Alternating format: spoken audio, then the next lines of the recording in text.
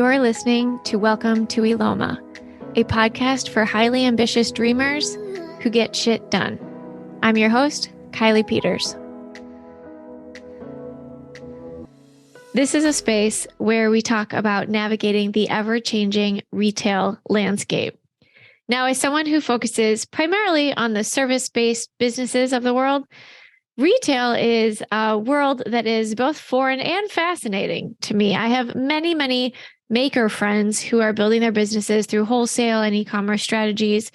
Some are more successful than others, and there's a variety of struggles that everybody's running into. So I'm looking forward to diving so much further into retail strategies and manufacturer negotiations and so much more with today's guest. Today's guest is Reina vanDelft, founder of RVD Solutions Retail Consulting. Reina has spent over 30 years in the retail industry and is now bringing her services to retailers, manufacturers, and leadership in the retail space. So welcome to Eloma, Reina. Oh, thank you. That was such a nice introduction.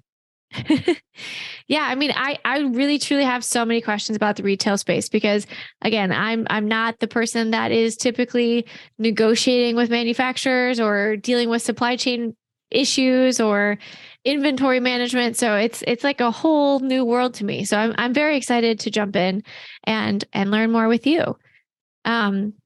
So that being said, why don't we kick it off and tell us some of the greatest challenges that the retail industry is facing now and what we should be or what they should be thinking about in order to prepare to navigate for the next year or so.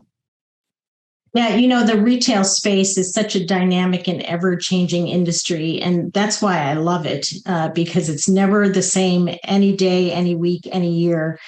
So I've stayed in it for the 30 years. The challenges that the retail space is really facing today is, of course, the recession, which everybody's concerned about, increased costs. We've seen what eggs cost these days. So across all the categories, we see the costs increasing. And then supply chain disruptions, for sure, has been a big impact from raw materials to the shipping of products to the fact that they can't find workers in the factory. So, you just have a lot of different pieces of that. E-commerce, of course, the continued competition in e-commerce as more and more new retailers come on board. And then sustainability, as there's many generations that are now considering, are manufacturers progressing forward in, looking at sustainability and how they can make, a less footprint in the world. So, you put all that together, it is definitely a challenging environment today. Yeah. Okay. That's a lot of things. How do we dive in? How do we start to tackle some of these things? Well, I think the first thing in retail 101, I call it, is really understanding your customer. I mean, the exciting thing today is that there's so much data analytics that you really can understand who she is or he is. You can understand when they shop, what they shop for, what their favorite things are, age, economics. So that's one big piece of it. And I think understanding that piece is very important. Of course, knowing your inventory, you always want to, as everybody knows, you get frustrated if you go to your favorite store and they don't have that one thing you like to buy constantly, then when they don't have that in stock. So making sure those core products are in stock at all times. But then also enticing the customer with newness, every couple of months or every season so that they do come back in addition to just the basics that they tend to replenish. Sure. The basic rules never change. Have the product when they want it, quickly deliver it to them, and make it seamless. So those are key pieces for the customer. The other side of it is really working with your, vendor relationships, making sure the product flow is going, getting better costing to really help your consumer not have to pay as much. The costs just continue to plague the industry. So how do we work better to get those costs out of the system? Yeah. I mean, with all these, you mentioned supply chain disruption, the recession, costs of everything going up. How how do we navigate that? How do retailers adjust their businesses accordingly to still maintain somewhat of a profit margin? Well, and you definitely have to look at the product, just starting with the basic product itself. Is there another manufacturer to use that you get, better raw materials, or, a lower cost in a different country? Is there a benefit of bringing it back to the US so you don't have as much transportation? So there's not a one size fits all, but really understanding the world and where products are being made, and is there opportunities to move those products from one country to the next, or one fabric to the next. So those are all kind of within that scope. And that's really the day-to-day conversation we have all the time with our manufacturers. Well, and I would imagine manufacturer negotiations, vendor partners, that's a huge part of your business. I mean, if you flub the negotiation, your profit margins kind of sink. So what tips or tricks, et cetera, do you have to share with those running retail-based businesses that might be struggling with the negotiation aspect? Well, I think when you're, negotiating, first of all, you negotiate with multiple vendors. So you're not just going directly to one source. It really gives you the opportunity to compare and contrast what one manufacturer might give you versus another. And then also that relationship. It's like with anyone, having that strong relationship so that you have the opportunity to pivot with a vendor, as the business grows or expands or moves. But when you're looking at the negotiating piece, it's really bringing it down to that cost analysis and using your opportunity of how many units you're buying and comparing it to those different manufacturers and making sure you get both the quality, the price, and bringing it in. So it's a multifaceted, opportunity to do that, but absolutely important and does. Okay, so I have a question. Again, just because I don't typically play in the retail space. So oftentimes, when you're negotiating different contracts, et cetera, you're looking at not just the cost, right? But it's the relationship. It's how difficult is this going to be? How easy is this going to be? There's a couple of other intangibles that we typically would look at least in the service-based space. How much of a role does that play in the retail space? Because, I mean, it makes a lot of sense that, of course, you need to negotiate on price. Otherwise, it might not be worth even selling that product, right? But how much of that, the intangibles, if you will, do you need to keep in mind, or do you need to pay attention to when negotiating that from a retail standpoint? Well, first of all, you have to make sure you're going with a reputable vendor. I mean, Sure.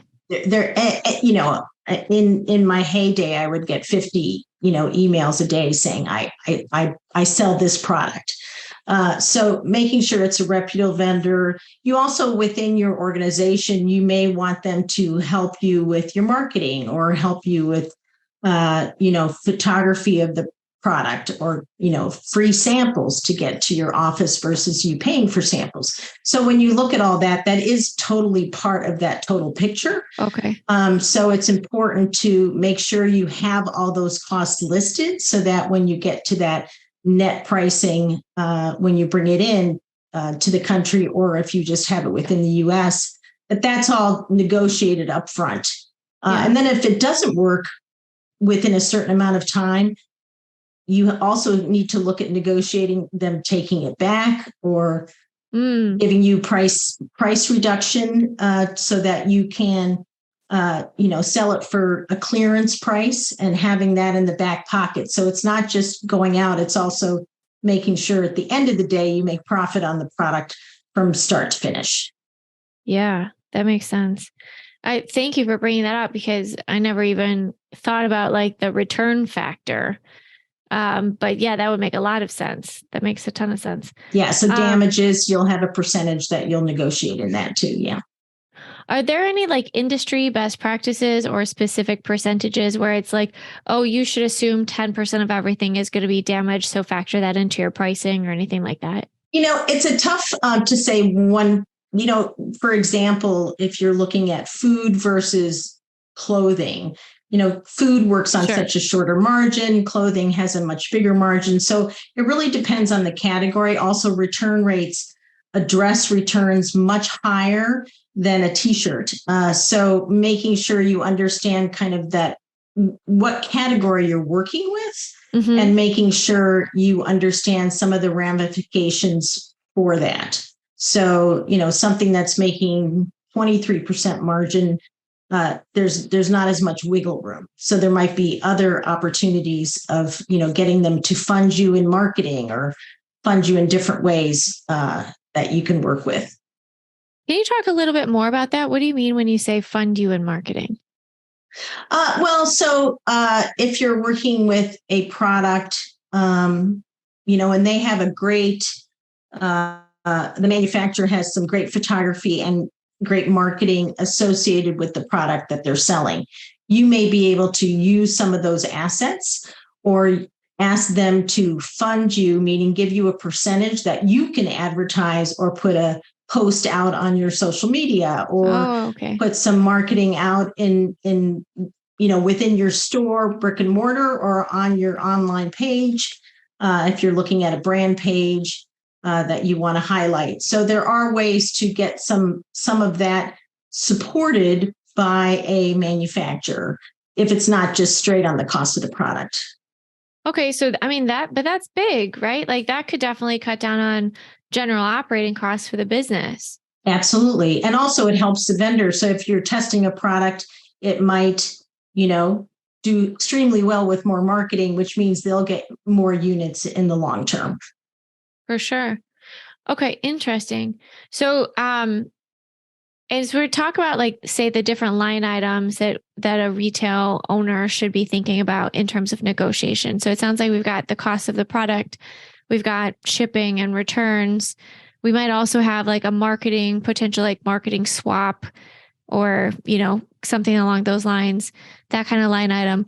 What other like key elements do retail owners need to keep in mind as they are kind of adding up all of these different variables? Well, you definitely want to make sure that you have damages in there. I mean, there's damages. So damages are a key piece that if it comes back to your store at a higher rate than the average, you need to have that covered by the manufacturer. But in general, the manufacturer will give a basic percentage. Now, if you're doing your own private brand, that's a little different than supporting a brand. So there's a little bit of a difference there between private brand products and branded products. Okay, well, I feel like you just teed me up. So, Reina, tell me the difference between private brand products and public brand. A private brand, a private brand is if I own a retail store and I've decided to, call my brand the Red brand. Those are products that are just mine. They're trademarked under myself as a retailer, and you'll be going out to a manufacturer to make the products for your brand. Versus you going out to a branded manufacturer, you want those products to come into your store. It's a brand that is well established. They might have a huge marketing team and they have a million assets that you can utilize and bring into your store. So it's a little different of a focus, but in general terms, the line items are the same. They just wiggle with percentages and pricing. Okay. And would it be fair or safe to assume that a private brand product is going to have a higher profit margin? Yes, you can assume that. Yep. Okay. In general. Yep. Okay, cool. So what are some low hanging fruit opportunities that retail business owners need to be taking advantage of right now if they aren't already? Well, they need to make sure that the experience that the consumer has is seamless. Both e-com and in the store. It needs to be personable. The service level has to be great in the store. And again, when you're, late at night after dinner, you want to buy something and it's not quick, you're going to shut your computer and be annoyed and walk away. So having that support on both ends, having, when you walk into a store, a friendly hello, what can I help you with? I know that sounds pretty basic, but it does make a difference. And if you're in a local establishment, hopefully you know that person's name because they're in all the time. Yeah. So, those are those small things that make you want to come back to the retailer. Yeah, absolutely. I know it always bugs me. Like if I go into a store and I've been in there for like 5-10 minutes and nobody has even acknowledged me, or same like not to go off on a tangent, but in the restaurant industry, like I was just at somewhere and I was sitting at the bar and there was like nowhere else, like no one else was there. The bartender was obviously there. Didn't even look at me. Didn't, never once acknowledged. It took like a solid 5-6 minutes. I'm like, hi. Yeah. It's just, and it's service. just engagement. And I think all of us are kind of, thirsty for that after the last couple of years of not having a lot of social engagement. So, I think just that, that just makes you think, oh, I'll come back to you because I've had such a great experience, regardless of what you've actually picked up in the store. And then, of course, you pick it up, you go home and you love the product, you'll be back because both ends were met for you. And then, once you understand the consumer, going through that data analysis is how do you market to that same profile? If you know that you have a customer that has, is average age of blank, average income of blank, then find that sweet spot for you and go after those people that you don't know. And there's so many, and it's customer relationship marketing, CRM. There's so many opportunities to work, either with small companies, individuals that can really help you kind of build that base so that you can constantly go after those new customers. Yeah, for sure. I mean, yeah. So lookalike audiences and trying to, then you play the volume game, right? Absolutely. Absolutely. And keeping up with the social media also, if you see that you're getting a lot of feedback, positive, and, then you have to keep up with that and make sure that you're engaged, as I know, I'm not going to lie, Reina. I hate social media. I was just having this conversation with one of my team members this morning. I was just like, I hate social. I just think it's a real pain in the butt. And you have to keep up with it. It is. It's very time consuming. Yeah, man. Okay. So getting really clear on the audience, understanding lookalike audiences, playing the social media game, any other low hanging fruit opportunities. Oh, the customer service piece, the user experience, any other low hanging fruit opportunities that owners need to be thinking about, especially as this potential looming recession is pending? I think, it's important to make sure you are working closely with your team. Your team is your, your sweet spot to make it happen. Mm-hmm. So understanding how are they feeling, what's going on, be it if you're, on a Zoom call or if you're in the office, what's the culture, and making sure that you continue to keep your pulse on that. I think people have kind of lost sight of that a little bit. So I think it's important to make sure the team members are excited as you are about your products and your next steps. Well, yeah, I mean, turnover has been a real challenge.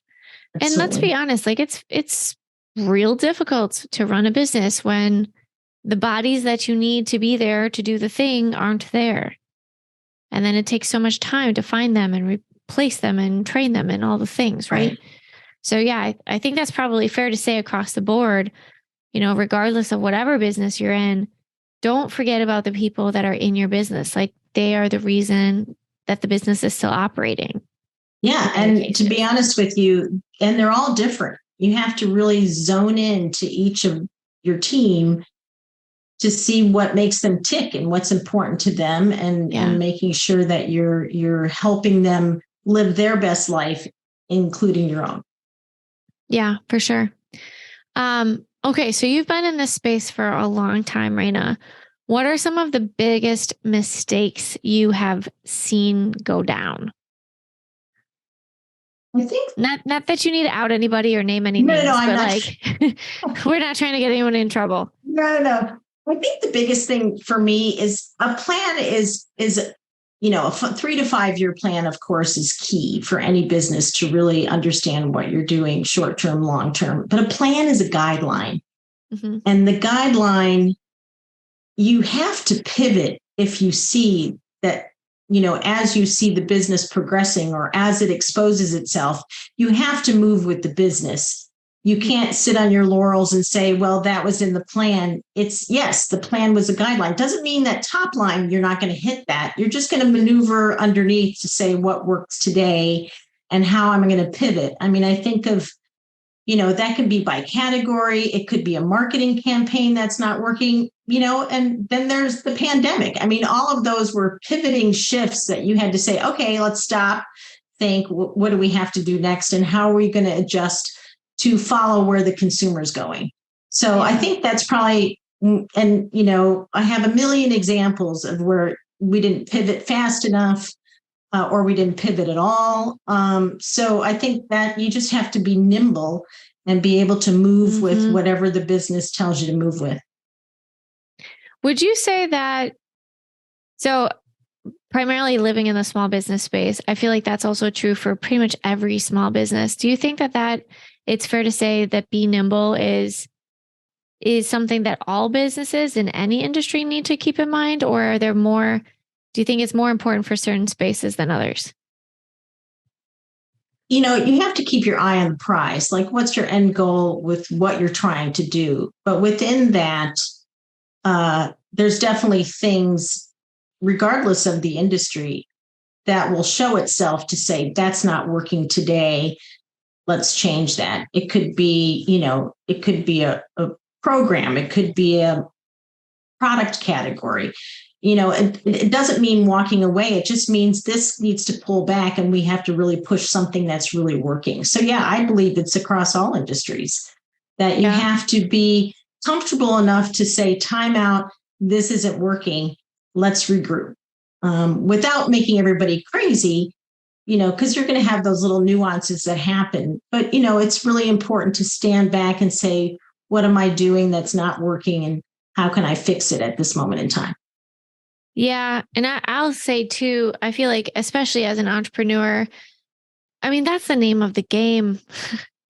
It just really is. I mean, I'm the queen of planning and strategy myself. I love that stuff. But at the same time, like, I'm not a religious person, but I love the statement, like, man plans and God laughs. It's just like, yeah, we can make all of the plans. And that's all that they are. It's a plan. And we just need to be very tuned in to what is actually happening. And I know in my space, it's like, you got to know your numbers. And I know you've been talking about that as well. Like, you have to know your numbers. If something's not working, okay, is it a fluke? Or if it keeps happening, it's like, okay, you got to start making changes. Otherwise the ship starts to sink.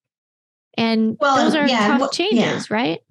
And what happens in retail is if you don't make the decision quickly, you have more goods that are coming that are not going to work. So now you're going to really put your inventory constraints in a pickle. You're going to not be able to spend money on newness or excitement to bring more customers in. So then if you're a customer that comes back all the time, it's like, oh, this is my third time in the store and nothing's changed. So because they don't have the open checkbook to be able to buy more products. So it's just important to know, one day of sales not going to make a difference. A month, okay, maybe it's a weather thing. 2-3 months, that means that's a trend and you need to make an adjustment.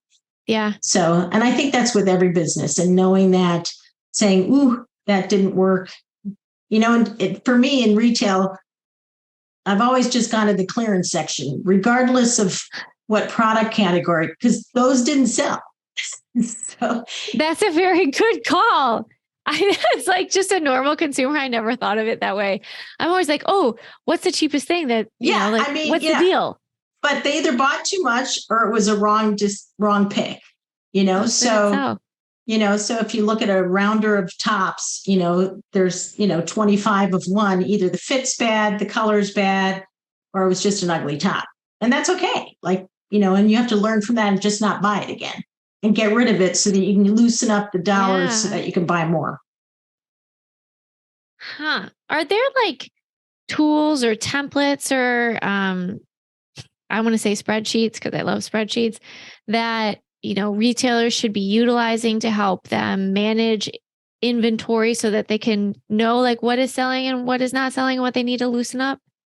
Yeah, I mean, there's many companies that support and link into your database that will help you with those. Okay. So that's definitely, there's also templates you can use for product development. It's just how much do you want to spend on those things. But absolutely, if that's not where your forte is, I would highly recommend getting something that, shows you what's getting stuck and making sure that you have that turnover of products. And you'll see very clearly that this hasn't moved in 90 days. We have to get rid of it. So.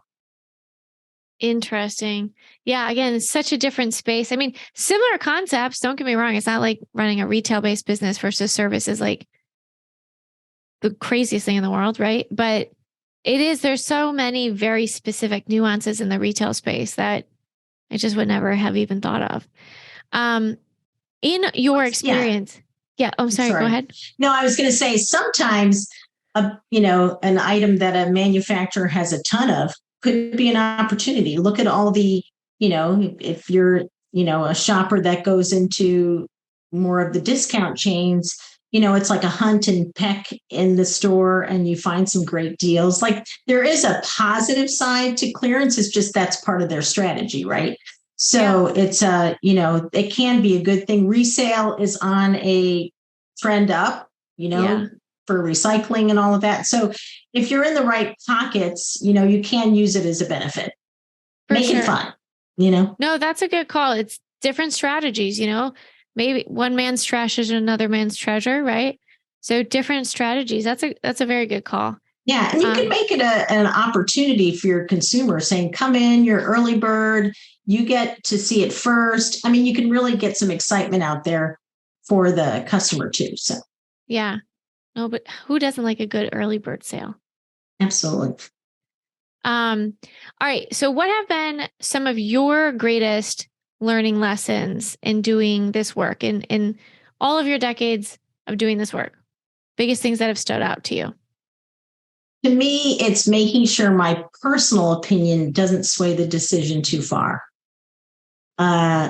Oof, that's a tough one to regulate. It is. That's very self-aware. Yeah. I mean, so, if you thought something was ugly and it's sold like crazy, you may not like it, but your customer likes it. Just buy more. Even if you thought you knew who your customer was and the data shows you differently, go with the data. Do not let your self think it's going to be any different. Maybe forward trend thinking. Absolutely. That's, the art and science of what we do. But yeah, make sure you listen to you look at the data and go with the data and look to who your consumer is and, don't mess with the facts. Yeah. So just lean into the data. And I think, we could probably extrapolate that on that for anybody listening who's not currently collecting data or not analyzing that data. Start there. It sounds like absolutely. You'll probably find a ton of answers in the numbers. Yeah. And you can partner with your credit card company and your POS companies. They have a lot of, opportunities to give you that information. So ask the question, you have access to that and can I have access to it? So, don't be afraid to ask. No, of course. So Reina, you have relatively recently launched your own practice. What are you working on right now? What do you want the world to know about? I'm so excited at this stage of my career to really take all this knowledge and all these examples of from catastrophe to big wins and helping, retailers, manufacturers, and also leadership that's just entering the C-suite to really help them navigate their story, their passion for their product. I meet so many new people that are entrepreneurs, and thanks, Kylie, you've definitely been part of that. Meeting people and seeing their story and what they're trying to accomplish. And I just want to be part of it. I think it's just exciting, and it's really what I love to do, and I love to coach. It's been great. Yeah. I know when we first met, I was like, oh, you sound like me for the retail space. Cool. Because I don't know anything about that space. And like we've talked about, I have a ton of people in my network that are makers, and I adore them and I love them, but I'm like, I'm not your person. Like, you're not going to get what you need out of me. So when we met, I was like, oh, cool. I didn't know that there was somebody else like that. That's great. No, it's terrific. And I've had an amazing career in so many different categories. Now it's time for me to give back a little and really, help people build the businesses, what they're thinking of. So it's exciting. Yeah, I love that. All right. So I've got a couple of big thinking questions for you that I like to toss out to my guests. What impact do you want to make on the world, or what legacy do you want to leave? Well, when I look at my history, I always loved coaching teams, coaching my partners. I have been an assistant all the way to the C-suite. I'm a mom, I'm a wife, I'm a mentor and coach. I think one of the things I really want to get my message to be is, yes, you can have it all. You really can. I think the issue is you have to be present in every one of those sectors when you're in it. So when you're a mom, be a mom. When you're at work, be a work. And I'm here to really show entrepreneurs how you can create that life that gives you all those opportunities. You don't have to pick. I want people to focus on their passion, driving their business, or their professional, career and achieve those goals. So I'd love to be that person to help craft that. But yeah, have it all, do it all. I love that. We talk about that a lot too. I think we have very similar philosophies, Reina, with the work that we do with defining success for our owners and then aligning our business strategies. One of the things that we oftentimes say is so often business owners, and this is not shaming anyone because I've done this myself, it's just an observation. So often we start our businesses and we do the thing we know how to do. And we're like, oh, I hope that this pays some bills. That would be great. So we start doing the thing, we do the thing, we do the thing. And then we keep going. And at some point we end up hitting a wall and we're like, oh, I hate this. I'm burnt out. This isn't working for me anymore. And we ask why, and we're because we don't have it all. And we're like, this isn't working. And what I found, at least, is oftentimes it's because we haven't defined success for ourselves first as humans. And when we get really clear and we do that internal work first, and then we build our businesses in alignment with that personal definition of success, it gives us such a much clearer roadmap to be able to have it all. So yes, I 1,000% agree with you. I love that. Yeah, no, that's great. It's a great way to phrase it and, kind of plan that. Yeah. But you have to be willing to look inside and figure out what you want, what you really want. Right. Yeah. Okay. So, talking about life and entrepreneurship and having it all, my last question for you, Reina, is what is your greatest insight or discovery about both life and entrepreneurship? For me, it's definitely that it's in your hands. I learned early in life that blaming others or complaining about a situation gets you absolutely nowhere. It's a dead end. And it's up to you to make it happen. So get out of your own way, make a plan, and go get it. I think the wasteful energy of complaining and blaming I had personally hit a wall in many different scenarios of my life. And the minute I decided to make a change, everything was great. Yep. So I think, take ownership of your life. And if you want it, go get it. Preach, lady. Preach. I'm 1,000% there with you. That's been, yes. But I've specifically experienced that to the nth degree over the last couple of years. Is it's like, look, you're the only one that can make this change. Like, if you don't want to do the work to decide if you want to change, then that's a choice. But you're the only one that can make the change. So make the change that you want to be and you want to see and you want to experience. I love that. Absolutely. Yeah. Well, Reina, thank you so much for your time and all of your knowledge and wisdom. Thank you for sharing that with us. For everybody listening, if you've enjoyed today's episode, please go ahead and leave us a review wherever you are listening. And also don't forget to sign up for our weekly newsletter at rain9.com. That's RAYNEIX.com, so that you get looped in on all of our weekly news and updates, and you don't miss an episode of Welcome to Eloma with lovely guests such as Reina. Reina, thank you so much. Thank you so much. It's been a pleasure. Me too. Thanks so much, Kylie. Appreciate it. To continue learning how to better build your business and make your vision a reality, subscribe to the Welcome to Eloma email list at welcometoeloma.com.